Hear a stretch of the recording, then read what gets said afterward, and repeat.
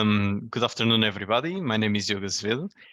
And yeah, today I'm going to be presenting you my work on clustering by compression applied to patients with ankylosing spondylitis.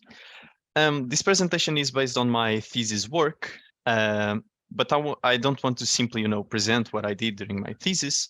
Instead, I'll try to glance over some stuff that I think it's not so relevant to someone that hasn't really read my thesis, but instead go a little bit in depth in some of the theory and some of the concepts that I applied during my thesis, and hopefully you learn what clustering by compression is and find it interesting, or maybe even pursue an approach of clustering by compression to your own problems. Okay, so let's start. In this talk, we'll start by looking at the background and learn about ankylosing spondylitis and what this disease is, okay? So you can understand the presentation as a whole. Then we'll look at clustering by compression, and I'll try to make it clear and go into detail on what clustering by compression is. So hopefully you really understand it and take something with you after the presentation is done, okay? Then we'll look into some methods and data that I used during my thesis. We'll see the results that I obtained after applying these methods to my data, and some results or conclusions, that could be taken from the results of my thesis, okay? So let's start by looking at ankylosing spondylitis. Well, ankylosing spondylitis is a part of the rheumatic diseases branch, okay?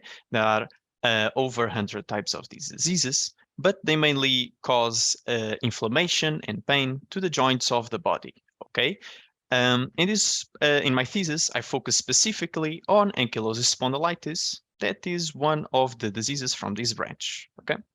Ankylosing spondylitis causes pain specifically to the back and to the pelvis area of the patients, okay? Treatment choice for this disease is actually pretty hard because there's no clear criteria on what treatment works best for what patient. Okay, so treatment is pretty much based on convenience. If the patient can go to the hospital, he'll receive some one kind of treatment. If he can't, he'll be prescribed another type of treatment that he can perform at home. Okay. If this disease is left unchecked, there can be what can happen is the fusion between the joints and the bones of these areas, so the back and the pelvis.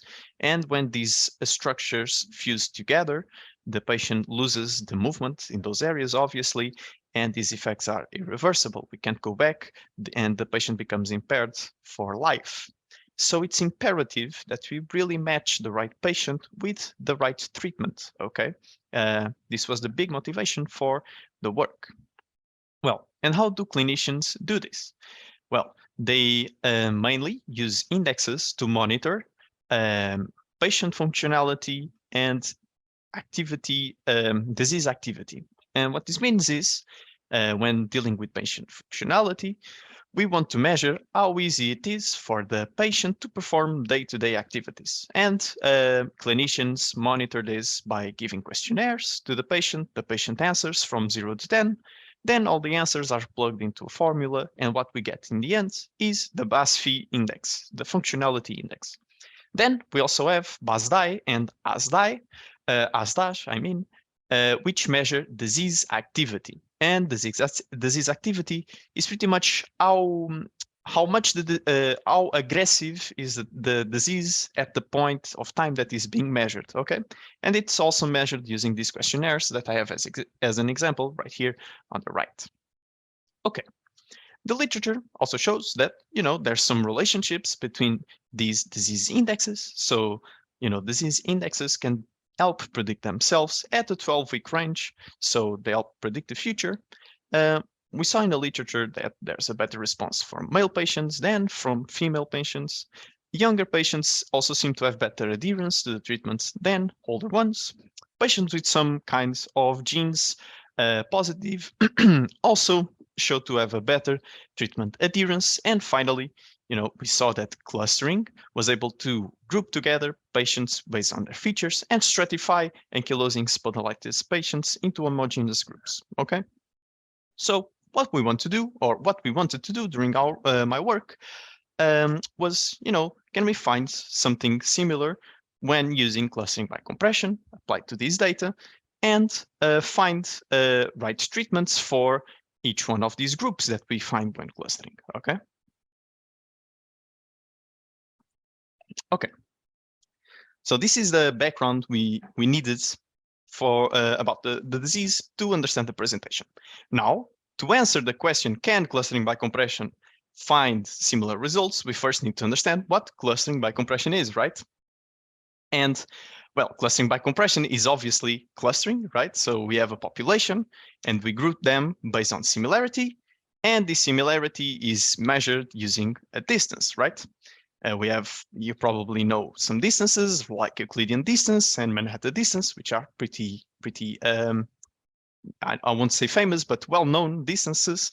And the difference between normal clustering and clustering by compression is that instead of using any given distance, we will use the normalized compression distance, okay, the NCD, which is computed using this formula.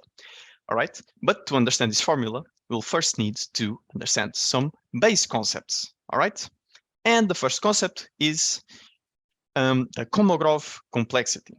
Well, the Kolmogorov complexity says that the complexity of an object is the length of the shortest program in a predetermined syntax that, when run, produces the same object as an output. Okay. All right, this is the definition. Great, cool, but let's understand it by looking at an example that I think will make it more clear. Imagine we have string S1, which is, just 15 Gs. Then we have another string comprised of random characters, also of size 15. Then let's suppose that this P1 G times 15 is the smallest program in the universe that describes S1, and that P2, the string itself, pretty much, is the smallest program in the universe that describes S2. Okay, and then the question is, well, what's the Kolmogorov complexity of S1 and S2?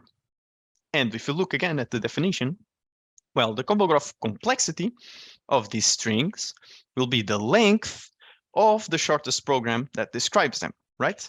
So it will be the length of P1 and P2.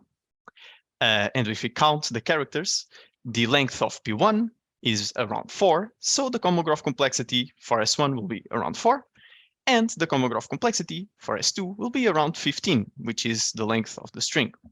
And what I wanted to show you by using this example is that strings of the same size can have different Kolmogorov complexities, right? And this is the basis for this concept is the basis for the NCD, the normalized compression distance, okay? Now, Kolmogorov complexity is pretty cool, okay? But there's a small problem that the Kolmogorov complexity has, which is, Kolmogorov complexity isn't really computable. What I mean by this is, well, I can't find the smallest possible program that describes every single object in the universe, right? So this isn't really computable, but it's something that we can approximate, all right? And I'll tell you when we go further along the explanation what we can do to approximate this Kolmogorov complexity, okay? But for now, let's stick with it and go for the next concept, the next stepping stone, which is the information distance, okay? The information distance tells us that the distance between two objects, x and y, is the length of the shortest program that when it gets x as an input, it outputs y, and then when it gets y as an input, it outputs x, okay? So it's the length of this smallest program. All right. Well, and this length can be anywhere from 1 to or 0 to I don't know, 5, 6, 500, 1 million. It's not fixed. It doesn't have a fixed range, right? So what we need to do to actually retrieve the value from this information distance is normalize it so it becomes fixed between the ranges of 0 and 1. And now we can compare distances that are between the 0 and 1 and extrapolate and make comparisons and get some information out of it. Okay? Fine. I hope I've been clear, up until now, because now we'll need to go a little bit further along and we'll get a little bit, tiny bits, not much complex, okay? Let's look at this. We have our normalized information distance, which I've explained how to get to. And I've showed you we have the normalized compression distance, okay? And these two formulas are pretty close together, are pretty similar, right? On one side we have k's, on the other side we have z's, okay? And the top side of the fraction on the left is a little bit different from the top side of the fraction on the right, but they look kind of similar. And what I want to show you guys is how we go from the normalized information distance on the left to the normalized compression distance on the right, okay? And to do this, let's place these two top sides on the top, and let's try and rewrite the k of x given y and the k of y given x, all right? And let's take this demonstration. Imagine we have, k of yx, where y is AAA and x is BBB. So, yx will be AAA, BBB, appended together. And imagine now that we want to write this complexity, the complexity of y, the complexity of AAA, BBB, in another manner.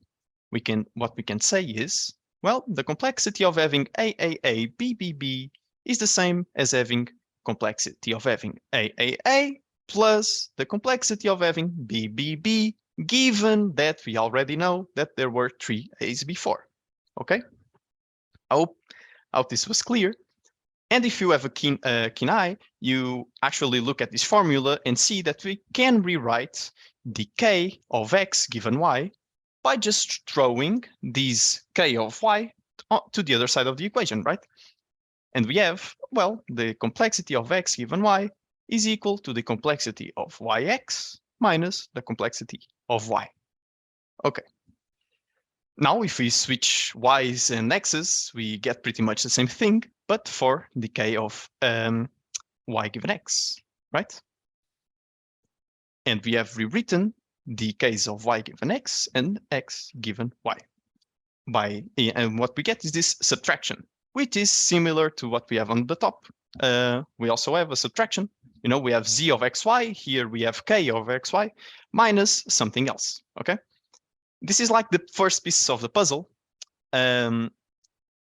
What we need to do now is, we have a minimum on the right and we have a maximum on the left. So we need to go from this maximum to this minimum, right?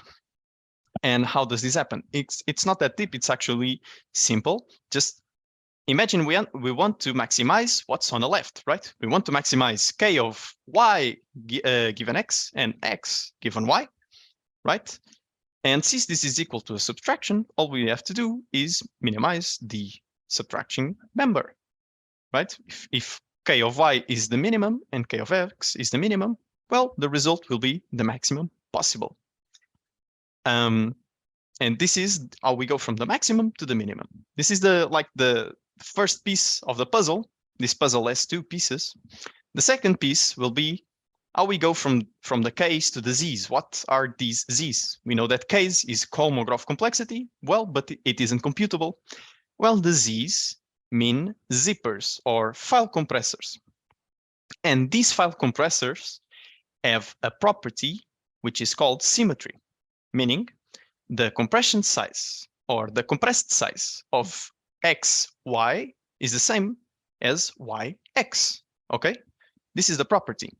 And given this property, we can actually go and explain how we go from the normalized information distance to the normalized compression distance. And I'll show you now how we do this. Well, first, instead of having k's of yx and xy, because it isn't computable, we'll need to use z of xy and z of yx, right? Okay.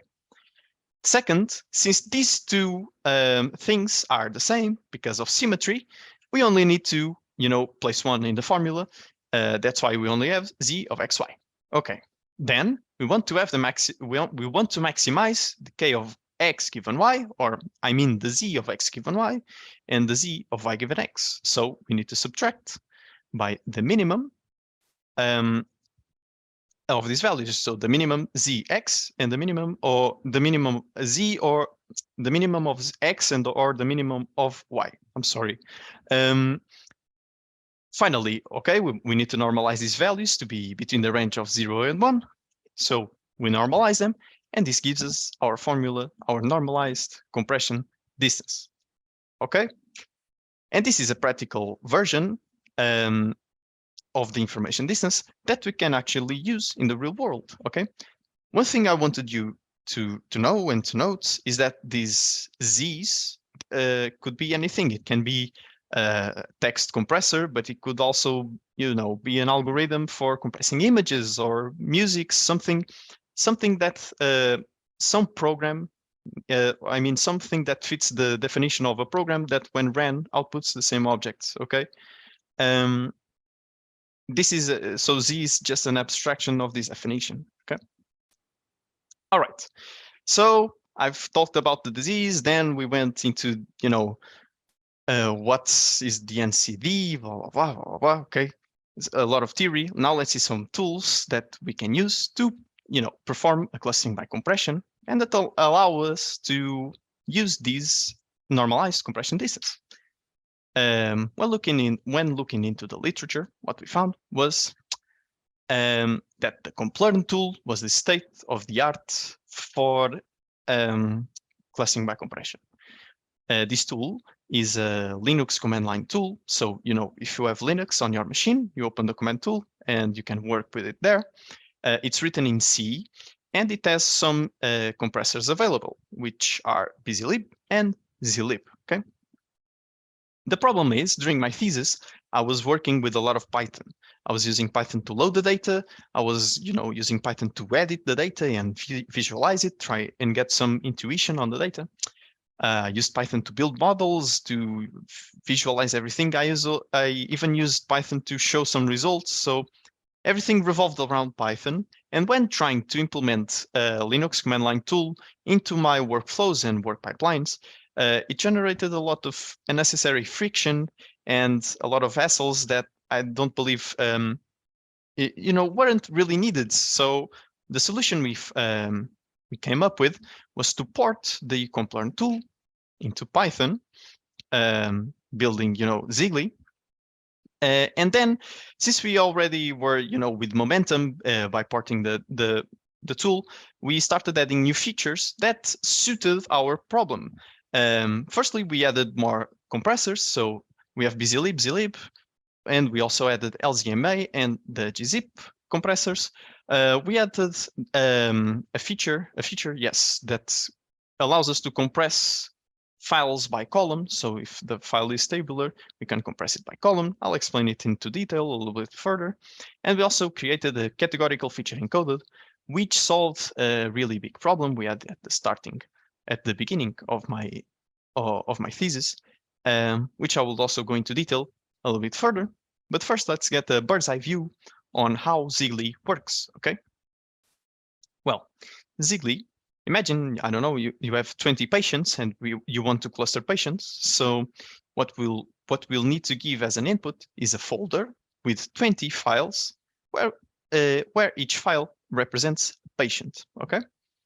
Then this folder is inputted into Zgli, where we can choose, if we want to, what compressor we want to use to compress the files, if we want to compress them by column or not, and if we want to encode the features or not. Okay.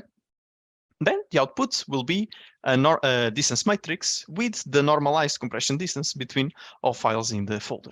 Okay. Then this distance matrix can then be inputted into a clustering method that uses distance matrices as a starting point, such as the hierarchical clustering or quartet method or K-medoids. and then the output will finally be our desired clusters. Okay. Now, as I told you guys, and as I highlighted here, the by column and the encode here at green were some things that we implemented from scratch and that we want to show you how they work. Firstly, the compression by column. What it does pretty much is it takes a tabular file, okay, and then it decomposes it into its separate columns. Imagine, you know, age, height, and weight. Then these features are, or these columns, I mean, are inputted into this formula, which pretty much means we are compressing each file separately, okay? And then we are summing all the compressed files together to obtain our final Kolmogorov complexity approximation, which in this case would be 30, okay? So we compress age, it gives us a 10, compress height, it gives us 10 as well, weight, it gives us a compressed size of 10, we sum everything together, and the final compressed size will be 30, okay. Then we add the encoder. Well, the encoder is actually something that solved a big problem for our work, which is the what we call the same size problem. Okay, and take this example and look at this example, and you'll see what I mean by this. Imagine we have 3 files. One made up of zeros for all categories, another one made up of ones, and another one made up of twos. Okay. So these files clearly describe different objects, right? The first object is, you know, a 0 object. The other one, the second is a 1 object, and the third one is a 2's object. So the files are clearly trying to describe something different. The thing is, when we use the state-of-the-art compressors and compress these small files, what we get is the same size or a pretty similar size for every single file. And this is not good because what it shows is that the compressor is not able to really distinguish between these clearly different files. Okay, it's not good, and was a problem. And what we ended up doing was creating an encoder that picks up these different representations of categories in all files. So in this case, the 0, 1, and 2s, and creates a pattern that represents each one of these categories. Okay, so for the zeros it will be A's, for the ones it will be AB's, and for the twos will be ABC's. So different patterns with different levels of complexity. So then when we have a normal file made of a small file made up of categories, what we do is encode these categories and end up with a slightly larger file with patterns representing each one of the categories that the compressors are then able to better pick up on and better separate the files between each other. Okay, and they solved this same size problem. Now,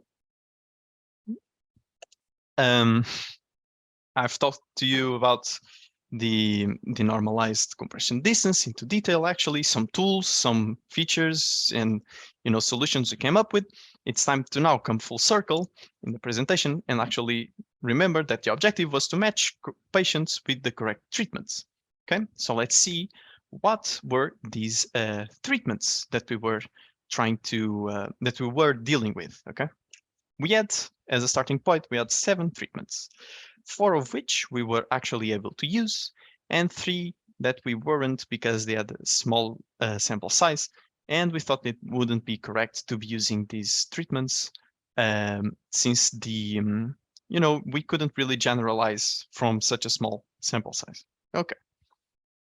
Then what we did was build a pipeline that picks up every single one of these treatments. Dalibumab, etanercept, golimumab, and infliximab. And for each one of them, we select features using the maximum relevance and minimum redundancy method. Meaning for each treatment, we have slightly different feature sets that better describe them.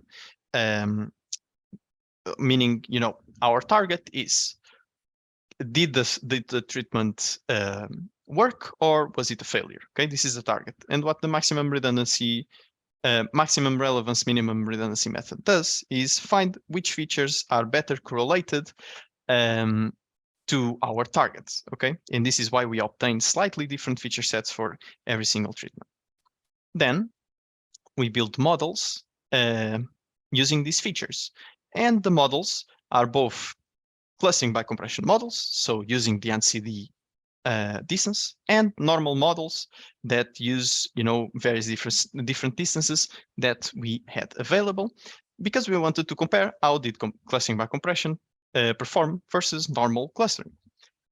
Following by this, we scored every single model using silhouette score or just a random score we measure. So we scored every single model to find out which models performed best for each one of these different scores, which actually measure slightly different things. And finally, for the best models, we looked at their contingency matrices and verified that there were clusters in common between all these different best models. And for these clusters that were in common and clearly showed up a lot of times, we looked at their feature distribution and tried to see, if the treatment worked good for this profile that we identified, or if it was a failure and didn't work good at all for these profiles. Okay. And with what we found out was actually pretty interesting. So first results was that the compression by column feature that we implemented actually allowed clustering by compression to perform better than it did previously. Meaning, clustering when dealing with tabular data, compression by column was able to obtain better clusters than the normal compression we had available before on the CompLearn tool. Okay. Then we saw that some models, some clustering by compression models, weren't able to compete with normal clustering models. So they obtained similar scores, but didn't need to separate the population into as many clusters. Okay, so we also found this result pretty interesting. Then, if you remember, I talked about ASDASH. We saw that patients with higher activity indexes showed better treatment adherence overall, and patients with lower lower activity indexes showed less treatment adherence. Okay. Finally, we also verified that 3 out of the treatments we analyzed had a higher success of adherence for male patients, but that one of them didn't really distinguish between the sexes and worked, just as good for one as it did to the other. Okay. And from these results, we can take conclusions in 2 fronts. The first one is obviously in the ankylosing spondylitis front. Well, if three of the treatments worked best for male patients and one of them didn't really distinguish between both sexes, maybe adalimumab is a good suggestion of treatment when the patient is of the female sex, right? Then, when we looked at the higher adherence for higher activities and lower adherence for lower activity, we actually think that this has to do with how we defined treatment success and treatment failure.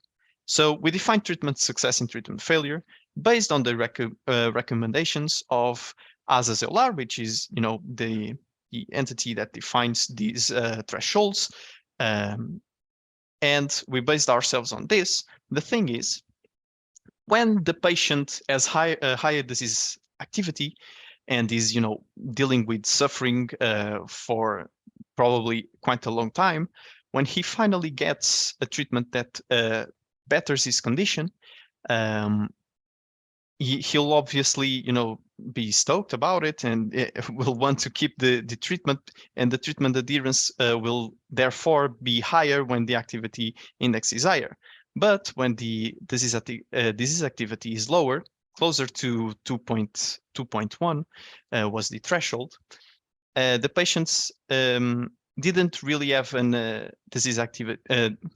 treatment adherence as high as it we probably wish, because the patient starts to give more attention to the details. He's more sensible to, he's less sensible to treatments, to different treatment effects, because it doesn't feel as much suffering as it did before, all right? So it starts to switch around between treatments to see which one works best.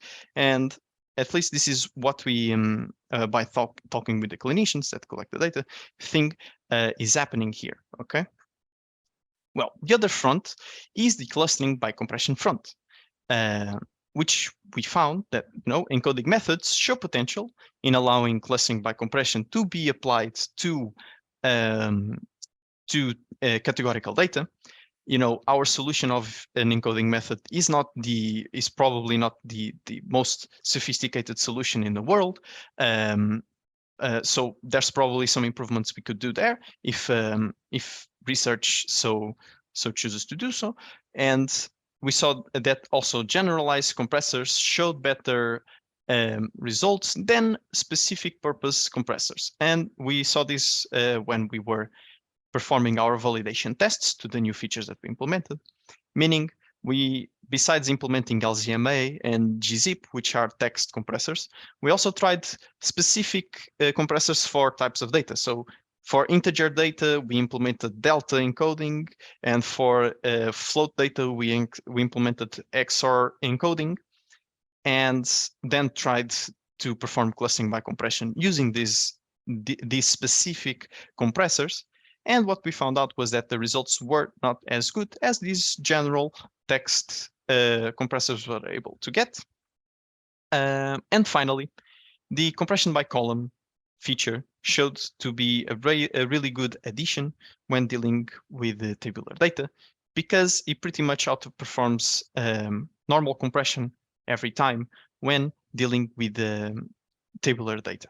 Okay, if you want to see and look into this in more detail, you can check the publication we did on my master thesis work. And if you are interested in clustering by compression and maybe want to try it out and make a quick start, we have a dedicated website for Zgli, and you can check it out. It has all the documentation needed. It has all the source code available and with shortcuts, so it's pretty easy to, if you want to get your hands on and edit the code yourself. And yeah, this is all. I thank you very much for listening to my talk, and I hope you took something with you by listening to the talk. Thank you very much. Okay, Diego, thank you very much for your presentation. We can now open the floor for questions. So, Yunus, you can go on. Yeah, sorry. If I understood correctly, your results show that this normalized compression distance is better than other distances like Euclidean or Manhattan distance used for clustering.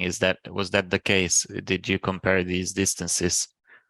So, well, it wasn't better in every single use case. What we found out is that the NCD, compared with these other distances, first of all, is actually pretty underexplored. So there's a lot of improvements we can make to it. But for this first, for the exploration we did, we saw that it was able to compete with normal clustering. It didn't outperform. We didn't find a new wheel, but we saw that it was able to compete with normal distances, and we also saw that this type of data, categorical data, isn't actually the best use case for the clustering by compression. What the works I'm doing now actually deal with sensor data, which are much larger files, and from imagine patients sitting down, standing up, walking, and we have sensor data for everything. The normalized compression distance actually works best in these use cases than it did for my master's thesis work. But it was pretty interesting, the fact that the NCD was able to compete in some of the treatments, was able to compete with the normal clustering models, and did it by without needing to separate the population in so many groups. It actually just separated in, this works, this doesn't work, and 2 big groups, it's done. And we found this result pretty interesting. Yeah, thanks for your answer. Do you have any intuition of, because Euclidean distance is, well, maybe just because I'm used to it, but it's sort of more intuitive to me and easier to understand. So why do you think, or is there a conceptual difference between some other distance, like normalized compression distance versus Euclidean or Manhattan distance? Because even when comparing Euclidean or Manhattan distance, well, it's easy to understand how they're different, but it's not so obvious why one would be better than the other, or when one would perform better. Well, I think the difference, Manhattan and Euclidean distances are geometric distances, while the normalized compression distance is actually based on information distance. So they're different in that aspect. I think this might answer the first part of the question. The second thing is the normalized compression distance, at least with my intuition, I think will work best when we are dealing with not so, the objects aren't so specifically structured, so they can change a little bit in shape, if you get what I'm trying to explain.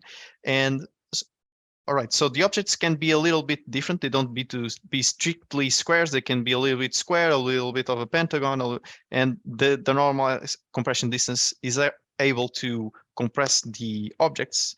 And then, since they have these slightly different shapes, it can cluster them around better than, maybe some geometric distances. And I think the geometric distances perform and won't be very much outclassed by the NCD when you are trying to deal with categorical features, where you have everything very structured and it's all numbers, and we can perform the formula and it works.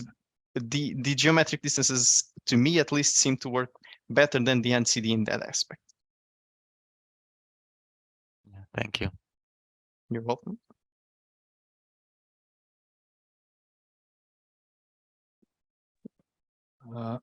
I was a bit confused by your experimental setup in this, on this disease with a weird name. Ankylosing spondylitis. Yeah. Can you go to the slide where you have the pipeline or scheme of your approach, and maybe you can explain a bit better? Yes, I can. Wait, sorry. Can give me a second? I'm just scrolling. Sure. All right, this one, right? Yeah. Yes. So I have to apologize. I was a little bit distracted at the beginning, so it's possible I missed something. It's all right. But okay, so here you have for each treatment you have a model that consists of different features, right? Yes. For each treatment, we have a different feature set, slightly different. I'm not even sure how best to ask my question.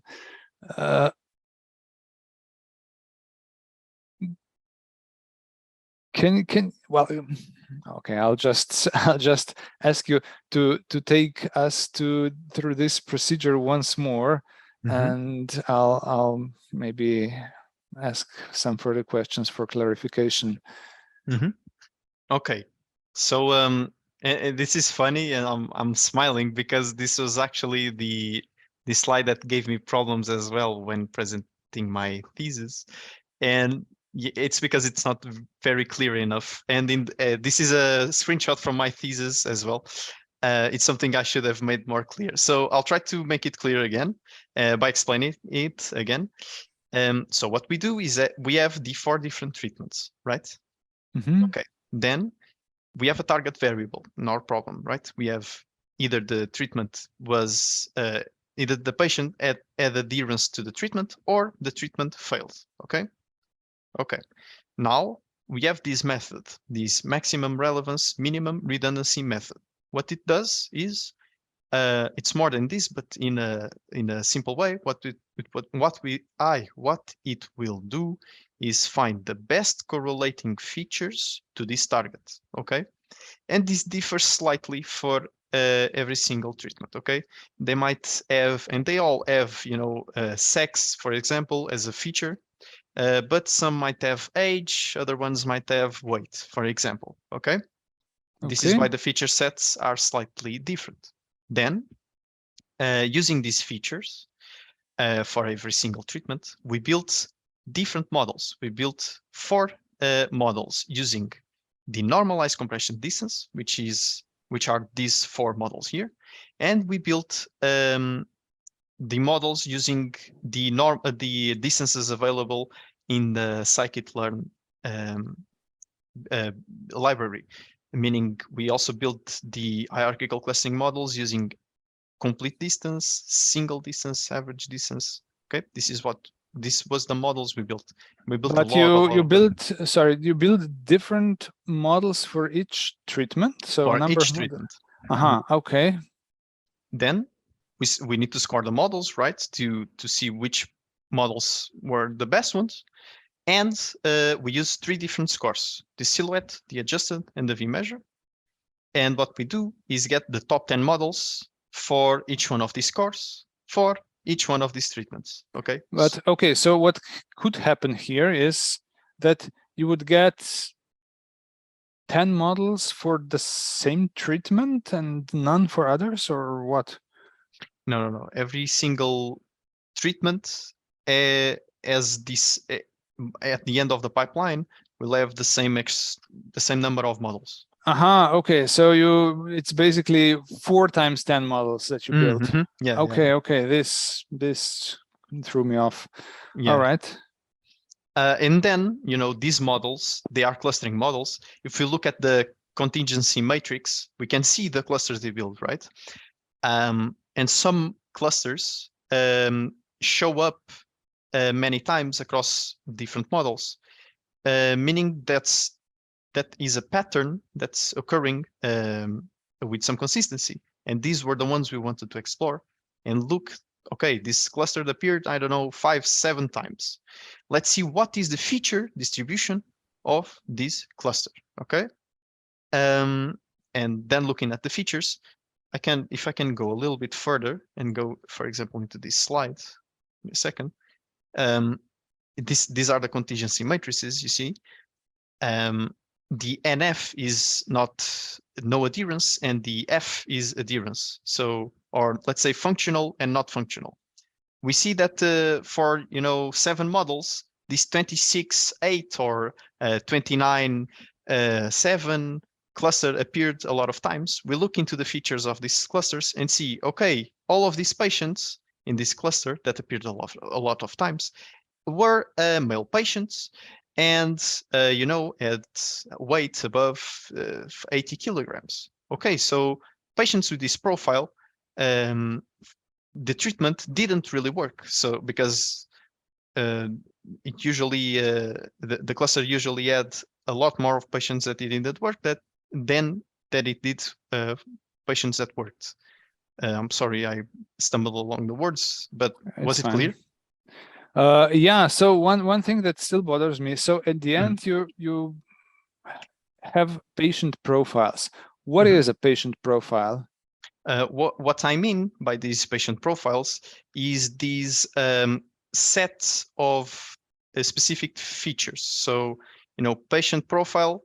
Let me give you an example. A patient profile would be male patient, ages between 25, 35, weight between 50, 75. Okay.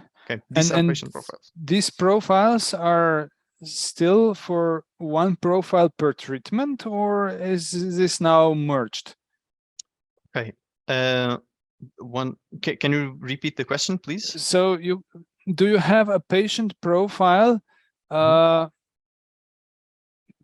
like you said, male, old, fit. Mhm. And is this profile relevant just for one treatment, or is it general? It's for all treatments? Oh, okay.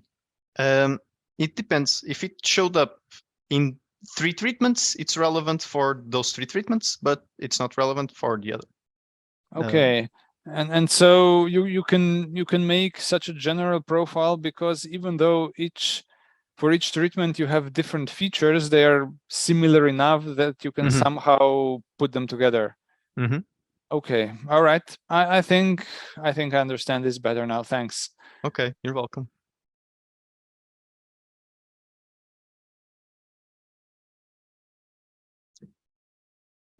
Any more questions?